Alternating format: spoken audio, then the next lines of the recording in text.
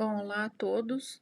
Então, hoje eu vou estar falando um pouco para você sobre a questão da elaboração de modelos para o ensino de biologia, né? Mas antes da gente entrar propriamente dito sobre a questão da elaboração, é bom nós lembrarmos um pouco sobre as múltiplas inteligências que nós podemos encontrar nas pessoas. E isso normalmente se deve ao uso de ferramentas que estimularam a expressão dessas múltiplas inteligências. Então, elas não são inteligências que elas surgem do nada, vamos dizer assim. Precisa haver um estímulo para que elas possam ser expressadas, para que haja interesse, para que haja a busca, por mais simples que sejam os recursos utilizados. Então, nesse sentido das múltiplas inteligências, nós temos aí quem apresentou, né, essa teoria das múltiplas inteligências dentro do século XX foi Howard Gardner, que, por conta de estudos realizados nas observações dos testes de QI que eram aplicados naquele período, muito, né, para distinguir quem era a pessoa inteligente, quem não era a pessoa tão inteligente. Então, a forma que era aplicada, ele começou a se questionar de que como assim que as pessoas podem ser avaliadas por um simples teste? É a mesma questão hoje nós assim, vamos aplicar uma prova. Será que eu consigo verificar todas as formas de aprendizagem que esse acadêmico ou que esse aluno teve durante aquela disciplina ou aquele curso que ele realizou? Será que seria o mais coerente? Então, também associando as leituras que Howard teve de Jean Piaget, as teorias que influenciaram muito, ele conseguiu chegar a um patamar de que as pessoas elas não carregam uma inteligência apenas. Elas podem carregar várias inteligências, podem ter habilidade para vários sentidos, então não é só um sentido. Então, quando nós pensamos na elaboração de modelos, nós nos deparamos à questão da multiplicidade. E para que essa multiplicidade ela ocorra, ela precisa ter os seus estímulos. Então, um exemplo de múltiplas inteligências, nós temos Leonardo da Vinci, que é um exemplo raro com uma inteligência múltipla, porque ele foi inventor, botânico, matemático, pintor, anatomista. Então, assim, ele desenvolveu várias habilidades e foi um bom profissional, digamos assim, nas áreas que ele atuou. Quando nós falamos de inteligências múltiplas, inteligência que nós vamos encontrar associada é a inteligência naturalista, que ela é voltada à análise e compreensão dos fenômenos da natureza. Então, tem muitas pessoas que elas têm a capacidade de observar no meio em que elas estão o comportamento do meio, tipo umidade do ar, elas sabem quando vai iniciar o período de chuva, quando vai finalizar o período de chuva, quais são as características que aquele ambiente ele oferece. Então, a sensibilidade que a pessoa tem diante dos fatores naturais, dos fatores biológicos, tanto em plantas, em animais, em micro-organismos, isso é muito importante. E observar a questão dos benefícios que esses organismos vão trazer para o ser humano. Então, são habilidades que muitas pessoas carregam e é uma forma também de inteligência. Então, a questão de identificar plantas, às vezes, para saber a cura ou a indicação do medicamento, só por conta do cheiro ou então do sentido, do gosto. Então, essas características são questões assim que muitos não acabam tendo o desenvolvimento desse tipo de inteligência. Uma outra inteligência que nos nossos tempos está cada vez mais, talvez rara, né, de ser desenvolvida por várias faltas de estímulos lá atrás, é a inteligência intrapessoal. Ou seja, se conhecer. Então, por que falta muito o desenvolvimento da inteligência intrapessoal? Principalmente por conta de como que nós temos levado a vida hoje, como que tem sido o cuidado com o ser, né? Então, a capacidade de se autoconhecer, ela é uma inteligência primordial porque nós seguimos E como consequência, se nós não nos conhecemos, não sabemos os nossos limites, as nossas potencialidades, a nossa forma de se expressar, de convencer, de se relacionar consigo mesmo, nós não vamos conseguir atender à inteligência interpessoal, que é a inteligência de ter a capacidade de se relacionar com as outras pessoas. Então, tem muitas pessoas que elas não têm a capacidade de conseguir se relacionar com outras pessoas. Elas vivem no seu universo e não têm essa condição. Então, também é uma forma de inteligência. Temos a inteligência espacial, que ela vai estar relacionado a reconhecer fenômenos que envolvam posicionamento, disposição de objetos.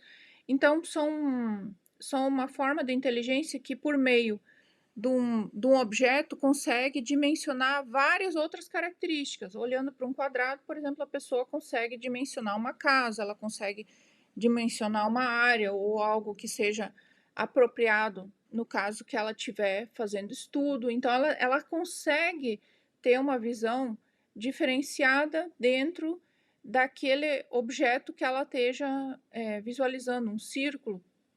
Você pode olhar para um círculo e simplesmente ver um círculo. A pessoa já olha um círculo, ela vê uma bola, ela pode ver um planeta, ela pode ver um universo ali dentro inserido. Então, essa é uma outra inteligência também que pode ser encontrada. A inteligência corporal sinestésica, que ela vai estar relacionado às questões cognitivas, né, a conhecer a habilidade do seu próprio corpo, a coordenação motora, a capacidade de movimentos, né, relacionados à flexibilidade que esse corpo tem. Então, mais um exemplo de uma inteligência que ela não vem à tona, ela precisa ser estimulada. Isso quer dizer que, se praticado atividades desde cedo, ou mesmo atividades de brincadeiras, não precisa ser uma atividade física direcionada, mas brincadeiras de criança, isso vai estimular a questão da motricidade, da coordenação. Então, pessoas que se destacam no atletismo, que se destacam nas atividades físicas, que têm a capacidade de se movimentar de uma forma diferente daquilo que nós consideramos o normal, do tradicional.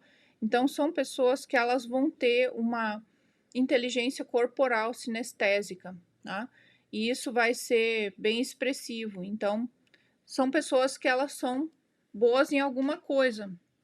Como diz Howard na sua teoria de inteligências múltiplas, não existe ninguém na face da Terra que não seja bom em alguma coisa, né? Então, a gente já muitas vezes escuta, poxa, você não é bom em alguma coisa? O que você é bom? Do que você gosta de fazer? Então, provavelmente, se a pessoa tem uma habilidade, ela tem uma condição que ela se sente melhor ou se sente capaz, é porque em algum momento ela teve algum estímulo. E esses estímulos podem vir de diferentes fontes, não é só a fonte do falar e ouvir, né? Bom, seguindo. Então, essas habilidades da inteligência corporal, ela vai estar relacionada a pessoas que têm domínio do tato, demonstram sentimento de emoções por meio do corpo, têm facilidade de usar o corpo para tentar mostrar determinadas situações, né? Elas normalmente elas são inquietas, essas pessoas, porque elas precisam se expressar, elas precisam colocar para fora toda aquela energia de inteligência que há ali dentro. Então, são pessoas que normalmente vão atuar no teatro, na pintura, nos esportes, nas atividades de caráter manual. Tá? Inteligência musical. Quantas vezes não ouvimos, poxa, tu não canta nada, mas em contrapartida toca muito bem. Então, a habilidade que a pessoa tem em aprender tocar um instrumento, pode ser que ela não aprenda a tocar todos os instrumentos, né? Mas ela tem habilidade para estar tocando um determinado instrumento. Ou ela não consegue tocar, mas ela tem a habilidade de cantar muito bem. Agora, ouvir música já é diferente. A maioria das pessoas, elas gostam de ouvir talvez um gênero específico ou vários, mas elas gostam da música e a música faz parte da vida. Então, dentro dessa inteligência musical, tem pessoas que, por conta do contato que tiveram nos seus anos formadores, elas vão ter uma habilidade para cantar, para tocar instrumento, para criar músicas e escrever letras de canções. Então, elas têm algo que muitos outros não vão ter desenvolvido. Então, por conta também de estímulos. Então, essas pessoas com habilidade musical, da inteligência musical, elas conseguem distinguir padrões rítmicos, identificar notas musicais, habilidade de tocar instrumentos musicais, expressam-se muito bem por meio da música, né? Se a gente for olhar músicas tradicionalistas, trazem a história relacionada a um determinado lugar, ou uma comunidade, ou uma situação que viveram. Os hip hops também, né? Então, são expressões que a gente consegue visualizar que existe todo um repertório por trás, não é um simples uma repetição de letras ou de palavras de outros, né? Então tem todo um contexto por trás disso. E normalmente essas pessoas de inteligência musical, elas vão ter interesse pela história da música também, né? Então elas têm essa habilidade. A inteligência linguística, normalmente encontrada em pessoas que têm o hábito muito grande e gostam mesmo da leitura, né? Então, é a questão da comunicação oral, comunicação verbal. Então, tem diferentes domínios da língua. Então, às vezes, são pessoas também que vão ter facilidade em lidar na aprendizagem de uma nova língua, além daquela língua materna. E com isso, elas, com essa facilidade, com essa forma de expressão, eles acabam tendo colocações muito boas quanto a essa área. Então, são pessoas que elas têm, têm uma facilidade na aprendizagem oral e escrita, aprendem novos idiomas facilmente. Tem a questão do amplo vocabulário, que é uma consequência da leitura, né? Mas uma leitura que realmente entende o que está sendo lido ali, né? Gostam de ler e gostam de escrever. Então, existe uma gama muito grande de pessoas posteriormente se formando em áreas que tenham relação com a habilidade linguística. Uma outra inteligência que não poderia deixar de citar é a inteligência lógico-matemática. Tem a questão de pessoas que, por conta dos números, né, por conta das formas geométricas, elas já conseguem dimensionar todo um espaço, né? Então, a capacidade de analisar situações abstratas a partir de conceitos científicos. São pessoas que têm uma inteligência normalmente ímpar na questão de realizar cálculos. Então, é aquela situação assim, você vai num comércio, a pessoa nem pega a calculadora, ela faz de cabeça e ela não erra o cálculo.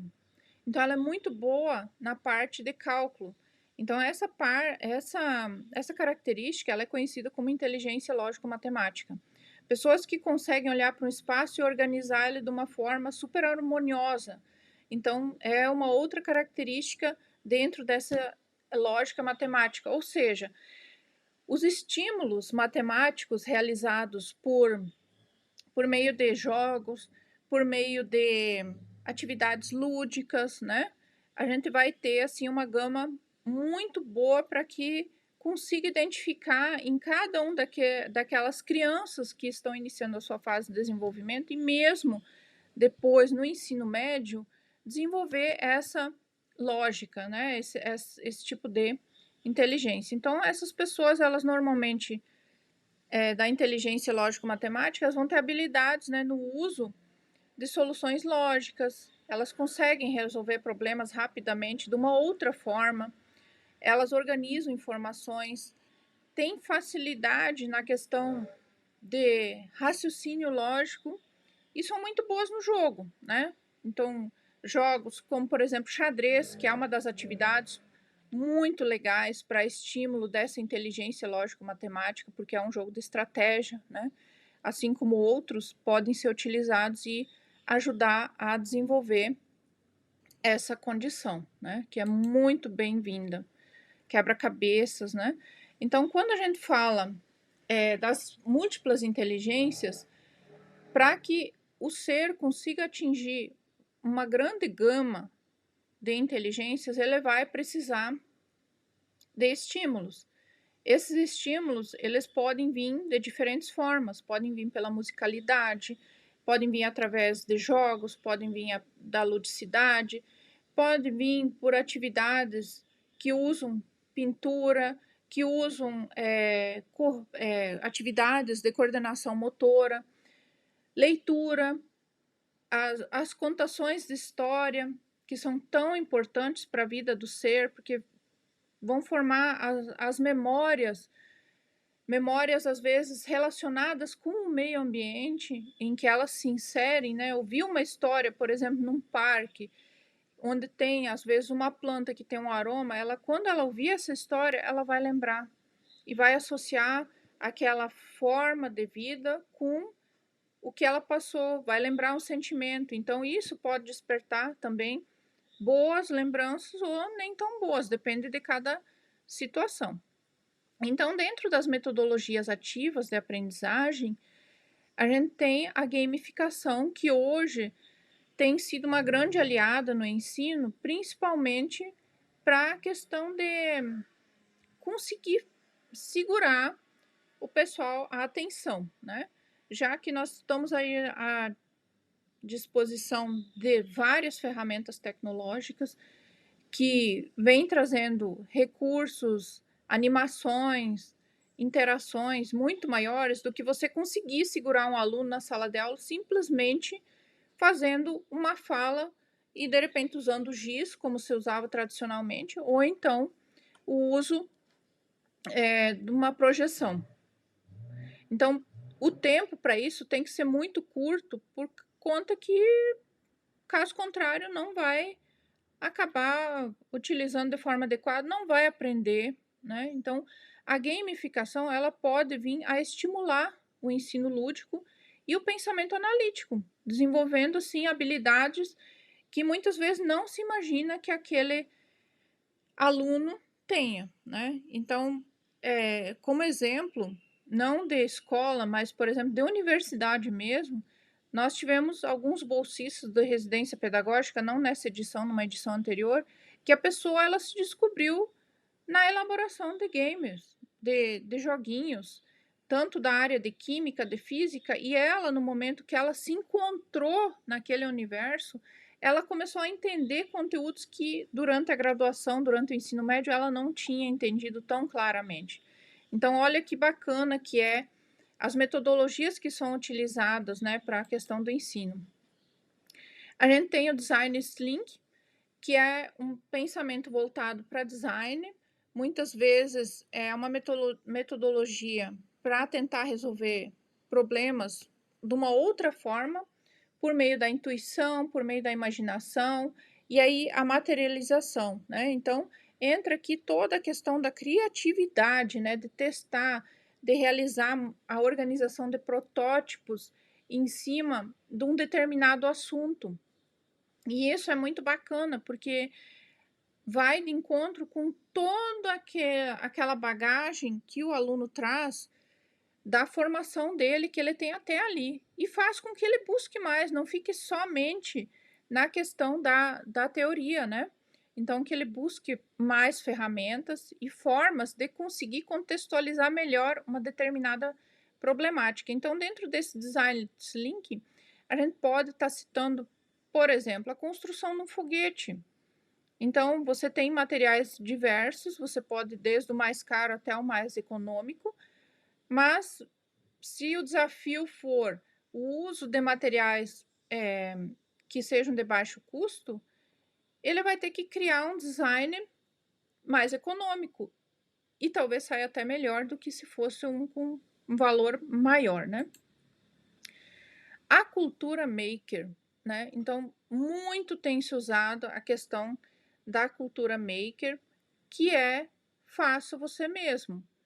Então, nesse caso aqui, muitas questões, desafios podem ser lançados em sala de aula e colocar o aluno como protagonista para ele construir mesmo aquela situação.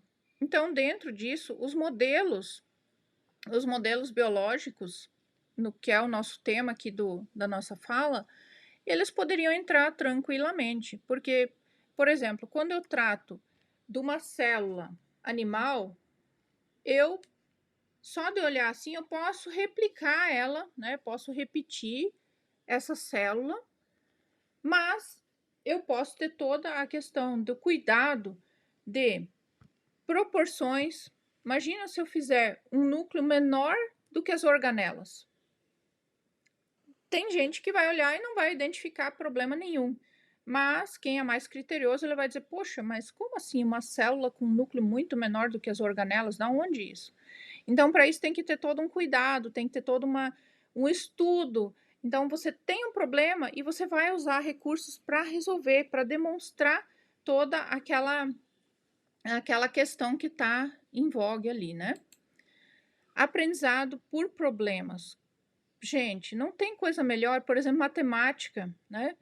Pegar matemática que eu lembro assim mais rapidamente como exemplo, você colocar uma situação que acontece no cotidiano, de uma lista de compras, ver a questão do valor, quanto que vai dar essa compra no final, quanto que essa pessoa tem para pagar. Então é um desafio que ela do cotidiano, para inserir o conteúdo, para mostrar como que pode ser utilizado aquele conhecimento, ele não ficar simplesmente de uma forma abstrata. É que nem outro dia, eu conversando com uma professora de matemática, e eu comentei com ela: olha, não é nada, mas assim, se o pessoal tivesse acesso às aulas de matemática utilizando construção, nem que fosse réplicas, né, maquetes pequenas que se lida com centímetro, com volume, com figuras geométricas, ou então costura, você tem a transformação de metragem, você tem a questão de ângulo, você tem a questão da medida, quanto de proporção.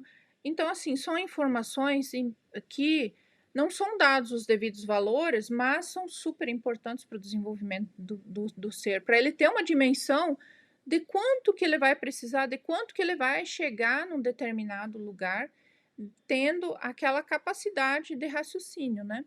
Então, a aprendizagem por problema é algo assim que não tem como quem está estudando deixar de aprender, né? Então vai ter que usar criatividade, vai ter que pensar, vai ter que ler, vai ter que buscar exemplos, vai ter que. E aí entram todas aquelas inteligências de ter um bom relacionamento, de saber conversar. Então, por isso que é importante lá atrás ter esse estímulo e a forma da aprendizagem também a gente levar em consideração que não é de uma única via, né? A questão dos estudos de caso, né? Então, muitas vezes os problemas são apresentados pelos próprios estudantes e aí são analisados. Um exemplo: muitas vezes, perto de uma escola, pode ter um córrego e esse córrego está recebendo muito descarte de dejetos. E aí se coloca em questão. Isso é um problema, nós temos aí um problema de contaminação ambiental, fora os outros elementos que podem estar sendo jogados naquele local. Mas aí, assim, o grupo, enquanto escola, pode estar discutindo soluções para essa problemática. Será que seria só a limpeza desse ambiente? Será que além da limpeza seria interessante fazer sinalização, fazer campanha ao redor para evitar que as pessoas fizessem novamente esse tipo de tivesse novamente esse tipo de atitude? Então, isso é muito importante, essa questão do estudo de casos, né? Aprendizagem por projetos. Nossa, isso é algo assim que hoje é quase que obrigatório ter a questão da elaboração, porque envolve a questão da escrita, da oralidade, da construção crítica, da criatividade, e mostra já um caminho para a questão do empreendedorismo e o mercado de trabalho. Porque muitas vezes a gente tem a falta desse tipo de localização, de indicação, né, para aquele que está no ensino e ele acaba se sentindo perdido, né? Não sabe, e aí, o que vai ser de mim depois? Então, a aprendizagem por projetos, colocando os alunos para que eles organizem um projeto em cima de uma determinada temática, isso já colabora nessa questão da aprendizagem, em que ele vai ter que ser o agente que vai questionar quando, para quê, como, de que forma que ele vai estar trabalhando, e a questão de trabalhar em equipe mais uma vez. Então, acaba auxiliando também nesse sentido. A questão da sala de aula invertida, né? A tão famosa sala de aula invertida, em que normalmente o professor ele lança o desafio, né? Ele leva um conteúdo só o básico e deixa que o aluno faça a elaboração e busque em cima dessa temática os assuntos. Então, ele vai estudar em cima daquilo que é proposto, podendo usar tecnologias, e aí entram outras formas que podem estar colaborando, como, por exemplo, seminário e discussões, né, que é uma outra forma, dependendo como que ele é orientado, né, o seminário ele cabe muito bem, porque ele gera discussões e aí permite com que o grupo que está ali inserido, ele se situe, coloque as suas observações, né, de pontos de vista, de acordo com aquele assunto que está sendo tratado ali. A gente tem a pesquisa de campo, que vai possibilitar um enriquecimento muito grande, principalmente porque o estudante ele sai fora da sala de aula, né? Então ele vai trabalhar trazendo opiniões de outras pessoas, muitas vezes opiniões que nem ele não tinha conhecimento e nem fazia ideia. Então é uma outra situação que pode estar associada, por exemplo, com um seminário, uma pesquisa de campo, né? Que vai enriquecer bem mais a apresentação dele. A gente tem o storytelling. Nesse caso aqui, como fala, é a elaboração de narrativas acerca de temas estudados em sala de aula. Na prática, ele deve ser aplicado em qualquer metodologia ativa da gamificação. Então, uma pesquisa de campo, um seminário que pode estar trazendo a situação por meio dos jogos, né, que podem estar colaborando no ensino. Então, é uma outra forma. De qualquer maneira, a gente tem situações que elas exigem do docente a condição dele se preparar para entrar em sala de aula, imaginar a turma dele atuando naquele sentido. Então, é uma construção que ela acontece diária, né? Não é uma construção que no início do semestre eu vou propor e vou seguir aquela linha, porque eu nem conheço meu público direito. Para isso, eu tenho diferentes formas de aprendizagem, né? Como situações. Temos também a aprendizagem entre pares e times, né, em que é possível trabalhar por meio de delegação de tarefas a questão de determinados exercícios, né? E aí a famosa formação de grupos por meio da empatia que um coleguinha tem com o outro e aí trabalhar em cima de uma determinada temática.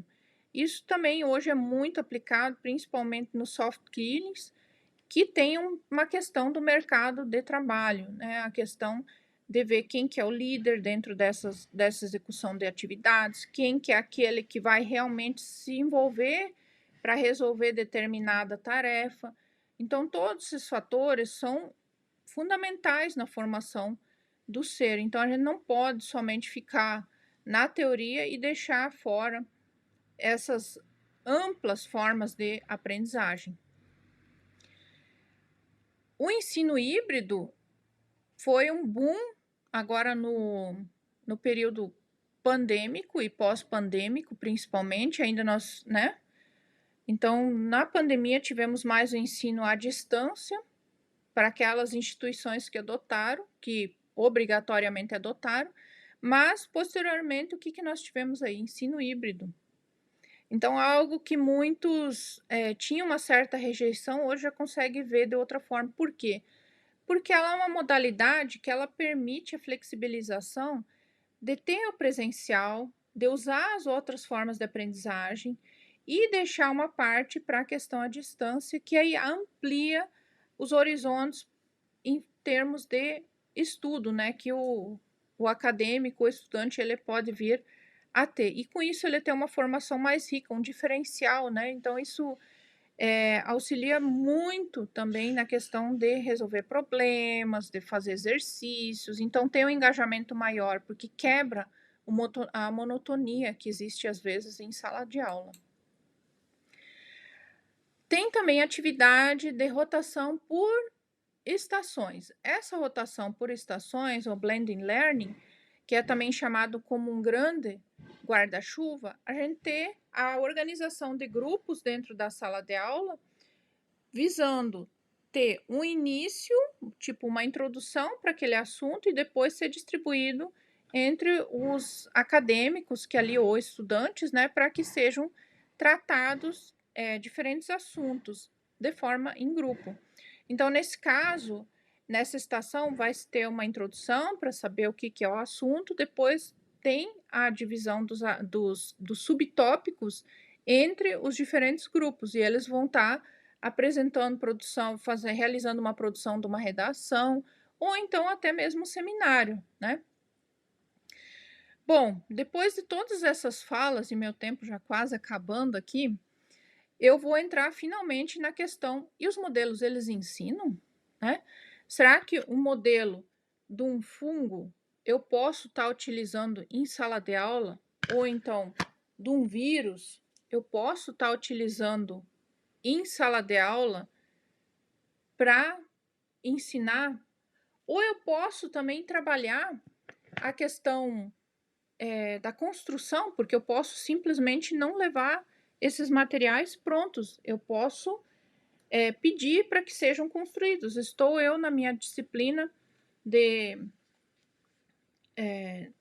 biologia celular, ou então que fosse de virologia, né? Eu posso estar solicitando, olha, vamos dividir a sala em determinados grupos, depois de ter feito o estudo de quais são as funções, quais são a conceituação básica, e está solicitando a construção de materiais como os modelos biológicos para cada um desses grupos. Mas o que isso influenciaria na questão da aprendizagem, né? E a gente pensa que os modelos biológicos, eles sejam apenas coisa para a biologia, mas a gente sabe que modelos, se não for colocar um subnome, né, biológico, eu posso ter modelos de diferentes áreas, eu posso ter modelos matemáticos, eu posso ter modelos químicos, eu posso ter modelos físicos, eu posso ter modelos geométricos, eu posso ter modelos linguísticos e assim por diante. Então, eu tenho de diferentes áreas, eu posso estar tendo modelos. O que os modelos nos permitem? Eles, além deles permitirem uma construção, o uso da construção espacial, da questão tátil. Então, vamos supor, temos crianças ou estudantes naquela sala que têm algum tipo de deficiência, seja ela visual, seja ela mental, mas quando envolve a construção, a solicitação para construir um modelo junto àquela aula, já desperta um outro olhar. Por quê? Aquilo é um momento, muitas vezes, de expressar a sua criatividade. Então, nós caímos lá nas inteligências, lá atrás, que eu falei um pouco sobre elas. Então, eu acabo despertando novamente o que talvez lá na infância teve um pequeno start e eu volto a despertar. Então, quando eu trabalho com um modelo, ele não é um simples modelo, não é simplesmente uma peça que eu posso até usar como decoração, mas existe todo um repertório por trás dele, porque eu preciso identificar as partes que eu estou colocando ali. Eu preciso ter o cuidado das cores que eu estou utilizando, e aí pode ser que eu tenha colegas na minha sala de aula que são daltônicos, né? Então eu tenho, e eles posso até descobrir que eles sejam, e eles não sabiam, porque começa a questão da dúvida, não, essa cor tal, não, essa cor tal, né? E assim por diante. Então, os modelos, eles realmente são uma ferramenta que nos auxiliam muito. Então, quem perde, por exemplo, o sentido da visão, auxilia, porque tem a questão do tato para se reconhecer. Temos muitos autores da física, da química, que têm materiais produzidos como modelos para o ensino de química e física, tá? Então, por incrível que pareça, a maioria deles foram escritos e elaborados por pessoas que têm limitações, né? Então, quando a gente fala em modelos, não é eu posso utilizar ele de diferentes formas. Eu posso chegar, explicar o conteúdo e utilizar esse modelo, até porque esse aqui, se eu pensar que é um fungo, está representando um fungo tóxico, eu não corro o risco dos estudantes que ali estão me assistindo terem um problema de intoxicação, porque eu estou lidando com um material atóxico, um material que eu posso manusear, então muitas vezes nós não nos contentamos apenas em olhar, né? Nós precisamos tocar esse objeto para sentir, é uma memória diferente que a gente acaba acondicionando. E dessa forma eu consigo utilizar um material simples para o ensino, né? Que vai me auxiliar, que vai agregar. Então, um outro momento da vida, essa pessoa ela pode recordar daquele objeto e pensar, olha, tem tais e tais características, tem tais funções, eu tenho que ter X cuidados e assim por diante. Por exemplo, vou lidar com cobras, né, numa aula. Como é que eu vou estar lidando com uma cobra altamente peçonhenta? É um risco, né? Então, só do pessoal saber que vai lidar com esse tipo de material já fica preocupado. Muitos ficam preocupados, outros que têm um pouco mais de conhecimento, não. Enfim, eu posso estar utilizando os modelos. Esses modelos podem ser feitos de diferentes materiais. Eu posso estar construindo a partir de massa de biscuit, uma massa de modelar. Eu posso estar utilizando sucatas para estar construindo esses materiais. Enfim, então a criatividade ela vai colaborar e muito nesse sentido. Então vai ser muito mais fácil de agregar o ensino por meio do uso de modelos obtidos de diferentes materiais. Então, para assimilar conceitos, é uma forma estratégica que vem a colaborar e muito no ensino. E aí eu posso dizer assim que quem constrói, ele aprende, realmente aprende, porque ele tem que ir atrás, ele tem que fazer pesquisa, ele se depara com literatura que às vezes está incompleta, então ele tem que buscar outra para complementar. Então, eu deixo aqui alguns exemplos de modelos que podem ser utilizados na construção em sala de aula mesmo, ou os docentes podem estar construindo antes para levar para a sala de aula, né? Então, aqui nós temos de divisão celular, temos algumas organelas, o que permite que, quando está em sala, ele vai ter um olhar dimensional para aqueles materiais. Então, com certeza irá agregar, por exemplo, uma fita de DNA tridimensional, em que muitas vezes a gente se depara com a situação de que o aluno não consegue enxergar quando a gente fala que é uma dupla fita helicoidizada enrolada sobre si mesmo. Mas como que é esse enrolamento? Então, quando você leva um modelo, seja ele feito com massinha de biscuit, seja ele feito com miçangas, seja ele feito com tampinhas ou bolinhas de isopor, né? Então, existem diversos modelos que podem ser construídos, eles vão representar essa informação. Então, o olhar da aprendizagem já será diferente. Que nem, por exemplo, esse material super realístico. Por que eu vou usar organismos vivos? Às vezes exige a questão, por exemplo, uma tênia, exige a questão da conservação desse material em reagentes, que pode ser alérgico para um estudante ou para um aluno. E aí? Então, um material representado por meio feito a capricho, né, que pode ser feito por eles, por meio de fotos, ou mesmo observação de vídeos, e hoje em dia existem tantos recursos, esse material facilita e muito a questão da aprendizagem. Então, assim, quando a gente se depara com esses materiais, há todo um contexto e uma a nossa imaginação ela voa, porque é possível você utilizar esses recursos de infinitas formas. E isso é algo que pode ser trabalhado em sala, não é uma perda de tempo, que muitos eu já vi falar: "Ah, isso é uma perda de tempo, o que que vai agregar?". Eu tenho por experiência que alunos da agronomia, por exemplo, muitas vezes eu consegui que eles entendessem o conteúdo trazendo massa de modelar, fazendo a massa de modelar com eles, aquela receita básica de farinha, ou então trazendo massa de biscuit, eles construindo e doando para as escolas. Gente, não tem coisa mais gratificante você poder produzir algo e ainda poder doar. Então, isso é maravilhoso. Encerro aqui a minha fala. Espero que tenha contribuído na formação de quem está assistindo. Agradeço mais uma vez a oportunidade e tenham todos um ótimo dia.